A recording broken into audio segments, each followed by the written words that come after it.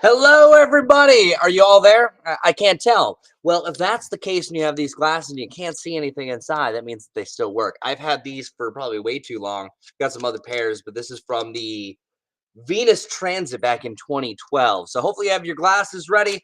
Who's ready for the Great American Solar Eclipse? Now, if you're watching from the Charlotte area where we're broadcasting from, we get 80% bite out of the sun action. But I see, Brooke, you said that you're going to Dallas. Kind of bummed about the weather outlook. We're going to get into that as well. And then also, no solar eclipse is what some of them said. Well, it depends where you're going to be. We're going to see an awesome partial solar eclipse here. There will be some cloud cover. It's not going to ruin things too much, but let's get right to it. As you probably seen on multiple news outlets, this graphic in general that's going to show you that the big solar eclipse, the path of totality is about 100 to 110 miles wide, is going to be cutting through the center of the United States, starting in Texas, going all the way up through the northern part of New England. So let's bring this graphic back.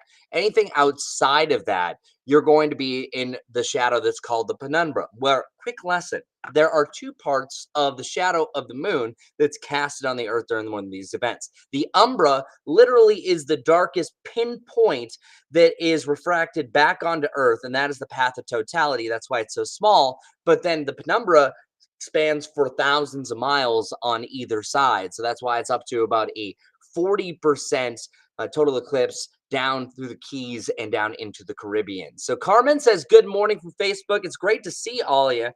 I'm really excited about this. I wish I could be in the path of totality, but as Brooke mentioned, going to Texas, meteorologists have been in general saying that months ago, if you're going to choose a spot, it was Texas. The reason why is if you look at the average cloud cover for decades, it's usually a lot sunnier there, but he kind of had the worst case scenario that a pair of fronts, everything gets twisted up, bottlenecked, and then you have some stalled fronts that's keeping more clouds down to the south compared to usually it's the Great Lakes area, as Joy, who just logged on, knows very much about. It's cloudier up there, but they actually have a better shot at more sunshine in areas of the south. But again, we'll get to that.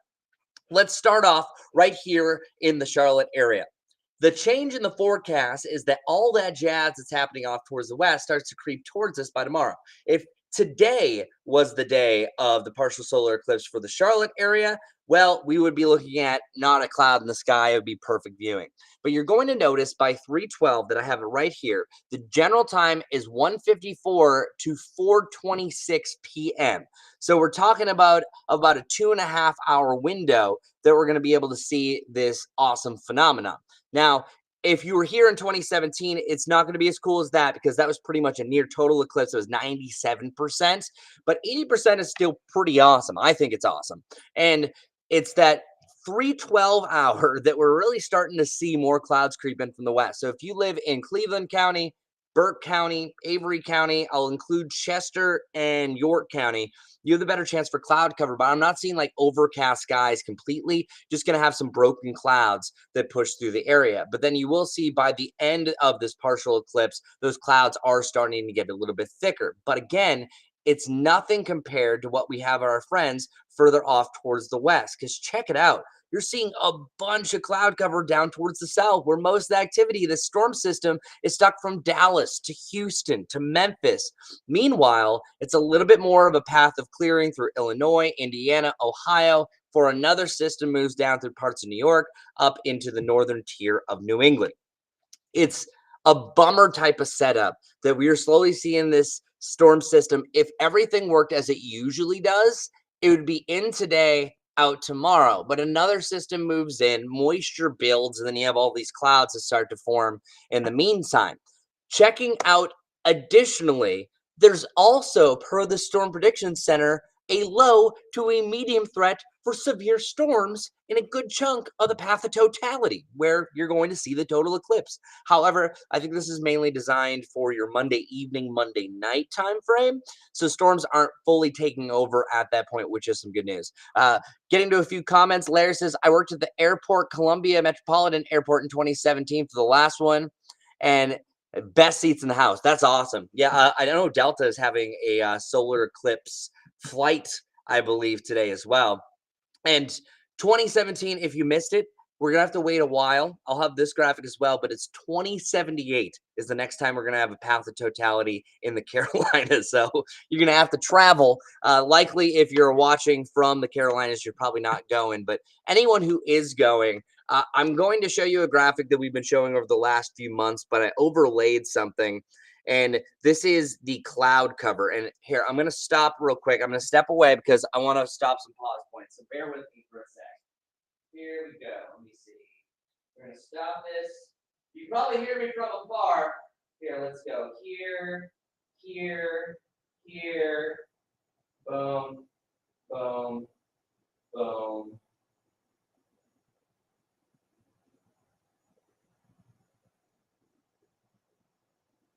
All righty, and then good. Okay. Thanks for bearing with me. All right, so what are we doing here? I had the graphic that I mentioned that I've been showing you for months pretty much, but I overlaid the most recent near-term satellite and radar potential. This would be at 1:28, so Central Time, so 2:28 obviously East Coast. And at this point over Texas, looking at some of the locations, you're approaching San Antonio, it's looking pretty cloudy. I'm not liking this. You are seeing some breaks in the action, so this is not complete doom and gloom for you Texas goers. So, Brooke, talking to you specifically, if you're going to say the Austin to the Dallas area, per this forecast, you are seeing a option and a possibility where I've seen really cool videos where it has even been mostly cloudy to overcast. You still notice a change in the atmosphere. The clouds are going to slow down. The atmosphere is just going to darken anyways because of the lack of sunshine. But this right here from Waco, Texas, which by the way, just went to Chip and Joanna Gaines. Why am I forgetting it? The Silos recently. Very cool place. From Waco right here, according to this model run, showing at the peak eclipse to Tyler, Texas, you might actually have a good shot that at least it opens up for a little bit. So at least you're seeing some broken clouds. The problem with those long range models that we're looking at, if you look at it, the one I showed you before, it's just overcast. It overdoes it. But now that we have a little bit more detail, you are seeing some breaks. So this one shows Dallas cloudy at this exact point. So don't take it that, oh, it's going to be cloudy, it's going to be rainy. But at this point, you are at least seeing just scattered rain. The widespread thunderstorms, the thickest clouds are later in the day. That's the same thing for Charlotte. It gets cloudier later in the day. As we're continuing up through Texas, you're seeing a little bit more broken activity as you're starting to cross over into Oklahoma and Arkansas. You're still seeing some rain in the area, but it looks to be a little bit further east because what happens is the front is pushing actively east at that point.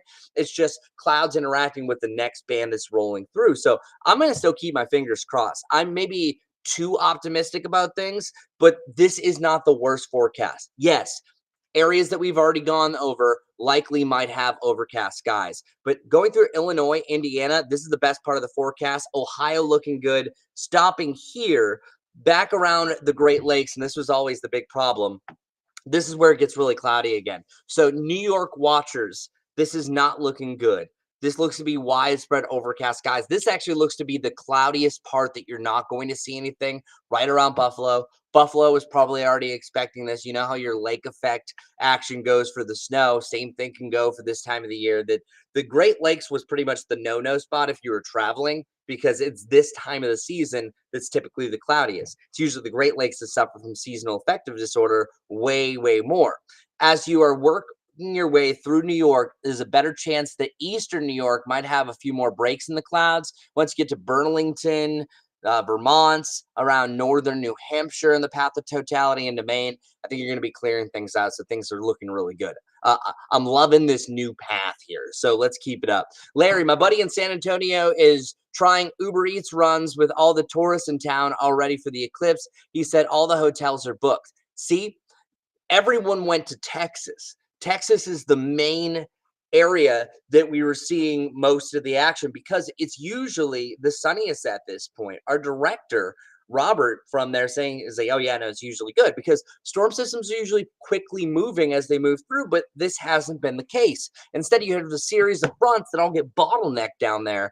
I hate the forecast. The only thing I think that's working out, and I'll show you this graphic here, is notice as that one system goes through, they all combine. Most of that rain all flourishes a little bit later on in the day.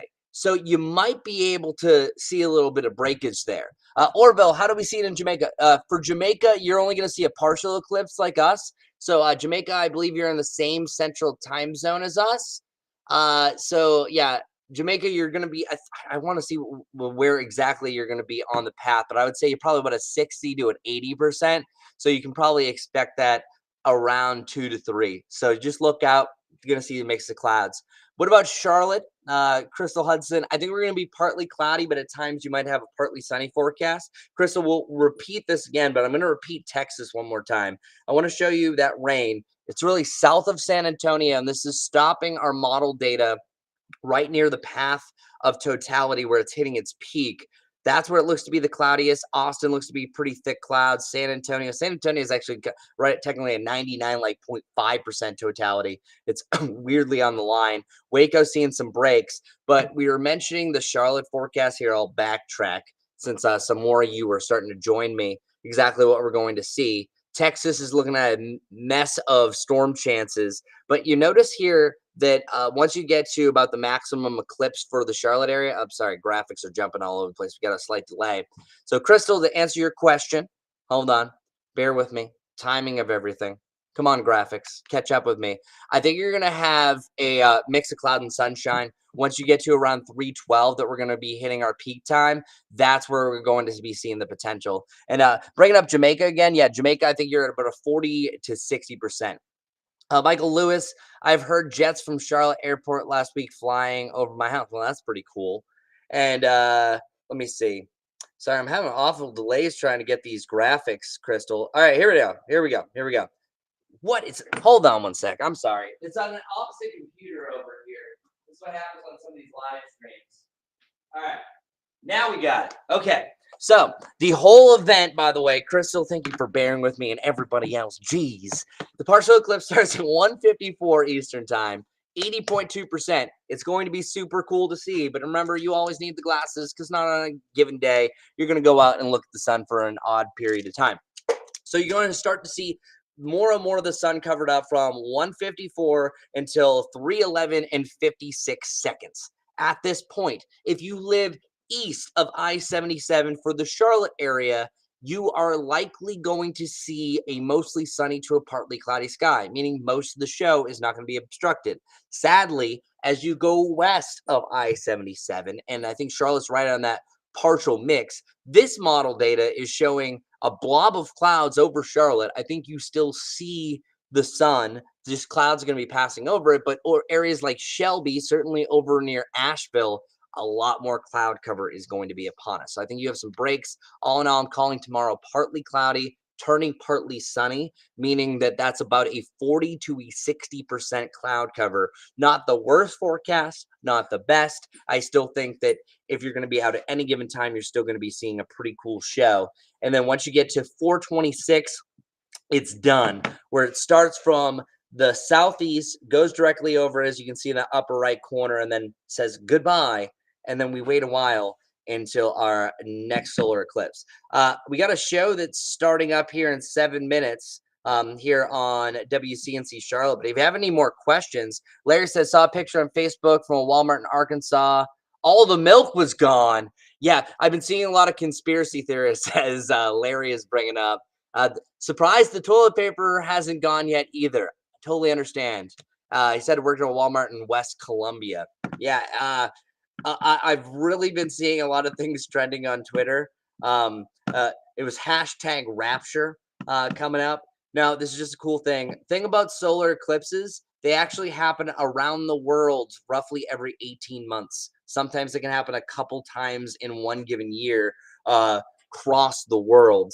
Just here in the United States, we've been lucky enough to have 2 major paths of totality in 2017 and in 2024. So here again is the path to totality. This is the most recent model data I have. Best chance for clouds really are from Arkansas to Texas, really clearing out beyond that. Still a big storm chance down towards the south. And then I'm also going to show you a few more graphics. I'm sorry I'm having such graphic problems. Thanks for bearing with me today. But check it out. Beyond this, we already showed you this. I want to show you what's coming up next. So we are looking at some rain that's going to move through for the Charlotte, because we talk Charlotte weather here. Next best chance for rain is on Thursday. But back to eclipse stuff, as we are working forward, maybe trying to plan for our next eclipse adventure. Well, wait no further. August 12th, 2045. And not to disclose my plans 21 years from now, but my wife's birthday is August 12th. So we've already planned that, no, not sure where we're going to go, that somewhere along this path of totality from Northern California down through Florida, that's where you're going to see a total eclipse. So hopefully wherever we go, we will not see an immense amount of cloud cover. The bad time about this happening in August, it's hurricane season. So I think the best place to go is, did you know Disney World's right in the path of totality? That's going to be the main place to be. However, it's hurricane season. That could be ruined as well. And Charlotte, if you're watching, when is our next total solar eclipse? Well, eat your veggies. The next time that we're going to see it here in this area is not until May 2078. That's right, May 2078. And this is that next path to totality that the Carolinas are going to see. So that's why this is such a big event. It happens every 18 months or so across the world, but on average, that center line where you're seeing the max path totality, that usually only hits an area every 380 years. So that's why this is such a big deal. And I really hope anyone that's actually traveling does not get nipped by storms, rain, cloud cover, because this is really a once in a lifetime opportunity. Said, flew to the Czech Republic. This is Jason, to Austin to see the solar eclipse. I'm 44 years old, and this event has been on my bucket list. So I hope there's a miracle and the clouds clear up. Jason, man, I'm really hoping for you. Then that's why I hated this when I saw this system. You've probably been watching this. Larry says, I'm going to the Philippines next year for the first time. Can't wait. That's going to be a great adventure. But Jason, I really hope it works out for you, man. That's what we're hoping. But that's why I was showing everyone that Texas graphic, because you're probably seeing gloom and doom. It's going to be overcast. Forget about it. There is a glimmer of hope. All you need is the clouds to break just for 2 to 3 minutes on average, where it's going to last for you to see the big show. So I'm really hoping that works out for you. The one thing that's working for you is the storm system that's bringing most of the clouds is pushing east, and most of the rain will be later in the day, like the evening and the overnight. So fingers crossed for all of you, again, for the Charlotte area, mix of cloud and sunshine. Well, I got to get going. I got a show. So I'll keep my fingers crossed for Jason and everyone going. I know, Brooke, you're going to Dallas. In the meantime, if you want more local weather, because I didn't get too much of that, I know just where to go. Go to WCNC Charlotte. Kaylin and I are about to get ready. Looking forward to it. We'll catch you soon. Take care, y'all.